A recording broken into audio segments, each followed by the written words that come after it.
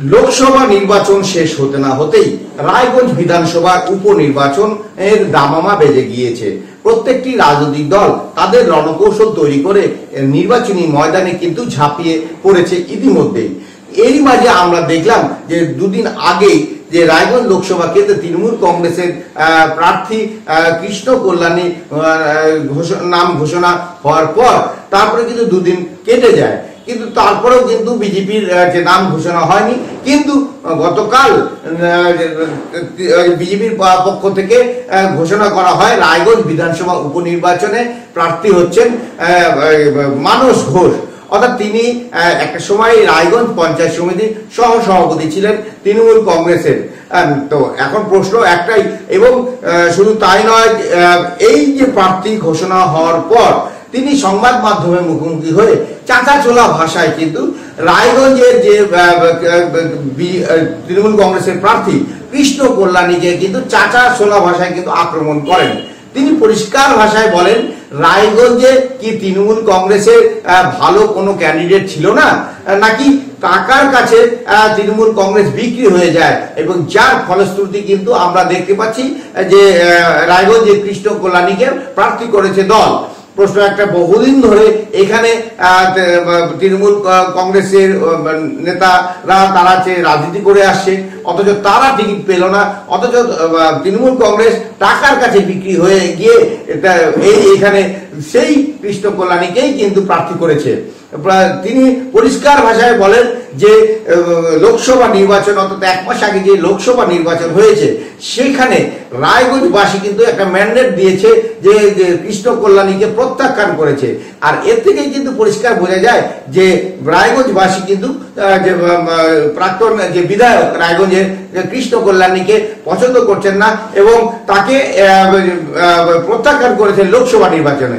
সেই একই রকম ভাবেই কিন্তু বিধানসভার উপনির্বাচনেও কিন্তু তিনি সাধারণ মানুষের কাছে প্রত্যাখ্যিত হবেন। কারণ একটাই, যে তিনি রায়গঞ্জবাসীর জন্য কিচ্ছু করেননি। এক প্রশ্নের উত্তরে সংবাদ মাধ্যমের কর্মীরা যখন মানস ঘোষকে প্রশ্ন করেছিলেন যে কৃষ্ণ কল্যাণী তো বিভিন্ন জায়গায় বলে বেড়াচ্ছে তিনি রায়গঞ্জের বিধায়ক থাকাকালীন 80% কাজ সম্পূর্ণ করেছেন, তাহলে আর 20% কাজ বাকি রয়েছে। এই প্রশ্নের উত্তরে মানস ঘোষ বলেন যে কোনোদিনও একটা উন্মাদও বলতে পারে না যে সব কাজ হয়ে গেছে। কারণ উন্নয়ন কখনো থেমে থাকে না, উন্নয়ন চলতেই থাকে। সমাজে সমাজে যখন যেরকম ভাবে উন্নয়নের নানা রকম পরিকল্পনা আসবে, সেই পরিকল্পনাকে বাস্তবিত করার জন্য কিন্তু উন্নয়ন কিন্তু সমাজের প্রেক্ষাপটে কিন্তু চলতেই থাকবে, আবহমান কাল ধরে চলতেই থাকবে। কিন্তু কোন ধরনের উন্মাদ তিনি যে বলে ফেললেন যে 80% কাজ হয়ে গিয়েছে। আর যদি 80% কাজ যদি হয়ে থাকে, তাহলে লোকসভা নির্বাচনে রায়গঞ্জের মানুষ কেন তাকে প্রত্যাখ্যান করলেন? এই প্রশ্ন কিন্তু একটা সাধারণ মানুষের কিন্তু তাকে জবাব দিয়েছে। পাশাপাশি এদিকে এদিন মানসবাবু বলেন তিনি যদি জয়লাভ করেন তাহলে রায়গঞ্জবাসীর জন্য তিনি যে প্রকৃত উন্নয়ন কিভাবে হয় সেটা তিনি করে দেখিয়ে দিবেন। এবং মানসবাবু বলেন যে তৃণমূল কংগ্রেসের প্রার্থী কৃষ্ণ কল্যাণী একটা তিনি যেহেতু কৃষ্ণ কল্যাণীর সঙ্গে তার একটা বিরোধিতার একটা জায়গা অনেক দীর্ঘদিন ধরে একটা ছিল, সেহেতু কি তাকে প্রার্থী করা হয়েছে? এই প্রশ্নের উত্তরে মানসবাবু বলেন যে এটা সম্পূর্ণ দলীয় নেতৃত্বের ব্যাপার, তারা কি দেখেছে, কি দেখে আমাকে প্রার্থী করলো সেটা তারাই বলতে পারবে।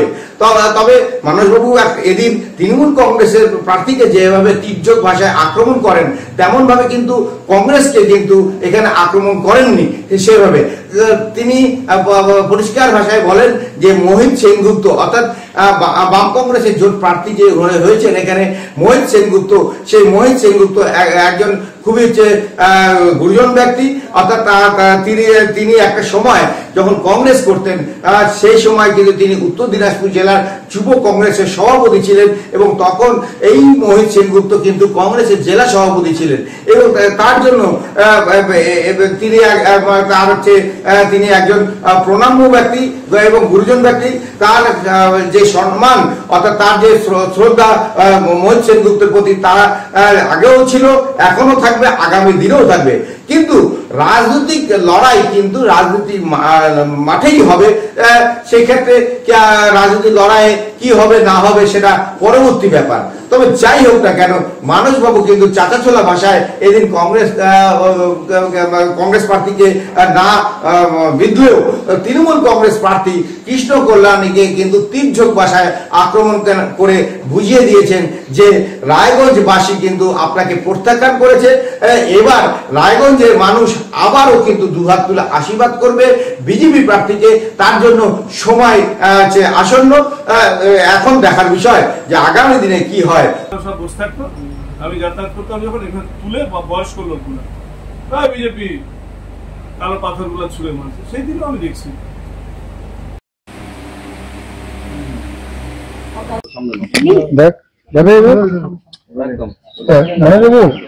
বিজেপির থেকে আপনাকে রায়গঞ্জ বিধানসভার জন্য প্রার্থী করা হলো, কতটা সহজ হবে? প্রথমেই আমি সর্বভারতীয় বিজেপির নেতৃত্বকে ধন্যবাদ জানাবো, রাজ্য নেতৃত্বকে ধন্যবাদ জানাবো এবং জেলার আমার যারা সহযোদ্ধা সবাইকে আমি অসংখ্য ধন্যবাদ জানাবো যে দল আমার উপরে এই আস্থা রেখেছে যখন, তখন নিশ্চয়ই লড়াই হবে। এখানে কার্তিক পাল এখানকার এমপি হয়েছে, যে ভোটে রায়গঞ্জে মার্জিন আছে। তারপর কৃষ্ণ কল্যাণী আবার প্রার্থী হয়েছে, লড়াই কিরকম হবে? কৃষ্ণ কল্যাণী কতটা ফ্যাক্টর? এখানে কৃষ্ণ কল্যাণী কোনো ফ্যাক্টর হবে না, তৃণমূল কংগ্রেসও ফ্যাক্টর হবে না, কারণ রায়গঞ্জের মানুষের দ্বারা তিনি প্রত্যাখ্যাত হয়েছেন। 1 মাস আগেই লোকসভা নির্বাচন হয়েছে, সেই লোকসভা নির্বাচনে মানুষ রায় দিয়েছেন তার বিরুদ্ধে। দল তৃণমূল কংগ্রেস আবার তাকে প্রার্থী করেছে। তো এই প্রার্থী পদ মানে প্রমাণ করে যে তৃণমূল কংগ্রেস দলটা টাকার কাছে বিক্রি হয়। তৃণমূলে কি আর কোনো যোগ্য নেতা ছিল না, আর কোনো নেতৃত্ব ছিলেন না যাকে দল প্রার্থী করতে পারতো? কিন্তু করেনি। কংগ্রেসে আপনার গুরু প্রার্থী হচ্ছে মহিষ সেনগুপ্ত, কেমন করে লড়বেন? দেখুন, মহিষ সেনগুপ্ত, আমি কংগ্রেস করতাম, যুব কংগ্রেসের আমি জেলা সভাপতি ছিলাম, উনি জেলা সভাপতি ছিলেন কংগ্রেসের। উনি নিশ্চয়ই গুরুজন প্রণম্য ব্যক্তি, ওনার প্রতি আমার ব্যক্তিগত জীবনে শ্রদ্ধা ছিল, আছে, থাকবে। কিন্তু রাজনৈতিক লড়াই রাজনৈতিক ময়দানে যেভাবে হয় ঠিক সেভাবেই হবে। আমার প্রচার এখনো শুরু হয়েছে এটা বলা যাবে না, কারণ প্রার্থীপদ ঘোষণা হওয়ার পর আমার এটা নিজের বাড়ি, গ্রামের বাড়ি। এই বাড়িতে মাতৃমন্দির আছে, মাতৃমন্দিরে এসে মায়ের আশীর্বাদ নিয়ে আমি আমার কাজে নামবো আজকে থেকে। জিতলে কিভাবে লড়াই করবেন, যেহেতু সরকার তৃণমূলের হতেই পারে, কিন্তু এই লোকসভা নির্বাচনে পশ্চিমবঙ্গের মানুষ একটা ম্যান্ডেট দিয়েছে। 100 বিধানসভা আসনে আমরা বিজেপি দল এগিয়ে আছি, অর্থাৎ লক্ষ্য থেকে আমরা খুব অল্প দূরে আছি। পশ্চিমবঙ্গে 294টি বিধানসভা আসন, 2026-এর লক্ষ্যে লড়াই চলবে। এই বাংলায় এই তৃণমূল সরকারের পতন হবে এবং বিজেপির সরকার প্রতিষ্ঠা হবে। সেটা তো 26-এ। আর এই 2 বছর কি রায়গঞ্জের মানুষ, এই 2 বছর রায়গঞ্জের মানুষের জন্য একজন বিধায়ক হিসেবে যা দায়িত্ব, সেই দায়িত্ব অবশ্যই পালন করব। কৃষ্ণ কল্যাণী প্রধান বিরোধী লোক হিসেবে আপনি পরিচিত, সেই কারণেই কি আপনাকে প্রার্থী করলো দল? এটা দলের ঊর্ধ্বতন নেতৃত্বই বলতে পারবেন যে তারা কি কারণে আমাকে বেছে নিয়েছেন, সেটা নেতৃত্বরা তারাই বলবেন। প্রার্থী কৃষ্ণ কল্যাণী বলেছেন 80% কাজ কমপ্লিট হয়ে গেছে, 20% কাজ তার বাকি রয়েছে, তার জন্য তাকে জেতানোর কথা বলেছেন। আপনি কি হিসেবে কাজ করবেন? কোনো উন্মাদ ছাড়া কেউ বলবে না রাজনীতিতে যে 80% কাজ সম্পূর্ণ হয়ে যায়। এটা রাজনৈতিক একটা উন্মাদ কোনো ব্যক্তি এই কথা বলতে পারেন, কারণ রাজনীতি একটা প্রবহমান জিনিস, উন্নয়ন একটা প্রবহমান জিনিস। উন্নয়ন কখনো থেমে থাকে না, উন্নয়ন শেষ হয় না। যুগের এবং সময়ের পরিপ্রেক্ষিতে অনেক নতুন নতুন কাজ আসে, সেই কাজগুলো আমাদেরকে করে যেতে হয়। স্বাভাবিকভাবেই উন্নয়ন চলবে, এটা ঠিক। সে যে রাজনৈতিক দল থাকুক, যিনি জিতেন, সে তার মতো কাজ করবে। আর রায়গঞ্জের বুকে ব্যর্থ বিধায়ক হিসাবে রায়গঞ্জবাসী এই লোকসভা ভোটে 46,000 ভোটে রায়গঞ্জ বিধানসভা আসন থেকে তাকে পরাজিত করেছে। তার মানে 3 বছর তিনি যদি ভালো কাজ করতেন, তিনি বিধায়ক হিসেবে যদি সফল হতেন, তাহলে রায়গঞ্জের এই ম্যান্ডেট তো তিনি পেতেন না। ম্যান্ডেটই বুঝিয়ে দিচ্ছে যে তিনি কিছু করেননি। এই 46,000 প্লাস, সেটা কি আপনাকে বাড়তি মাইলেজ দেবে? অবশ্যই মাইলেজ দেবে। তার সঙ্গে আমাদের কার্যকর্তারা আছে এবং সাধারণ মানুষের আশীর্বাদ আছে বিজেপি দলের উপরে, রায়গঞ্জের মানুষের। সেই আশীর্বাদকে পাথেয় করেই, সবার আশীর্বাদ নিয়ে, সবার সহমত নিয়েই আমাদের এই ভোট প্রচার শুরু হবে। তৃণমূল কংগ্রেসের ভেতরে একটা অন্তর্দ্বন্দ্ব দেখা যাচ্ছে এখনো পর্যন্ত, প্রার্থী ঘোষণার আগেও প্রার্থী ঘোষণার পরেও। সেটা কি আপনাদের কোনো ফায়দা দেবে? সেটা তৃণমূল কংগ্রেসের বিষয়।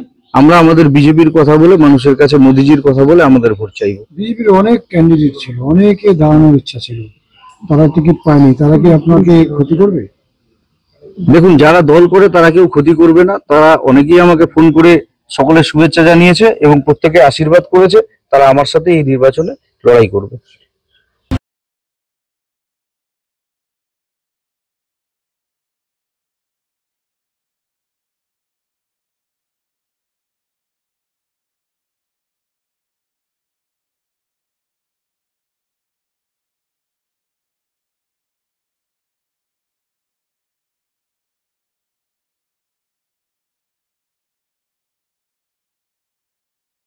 আপনি কি একজন বই প্রেমী, কিংবা আপনি কি বই পড়তে ভালোবাসেন কিন্তু আপনার পছন্দ মতো বই কোথা থেকে ক্রয় করবেন ভাবছেন?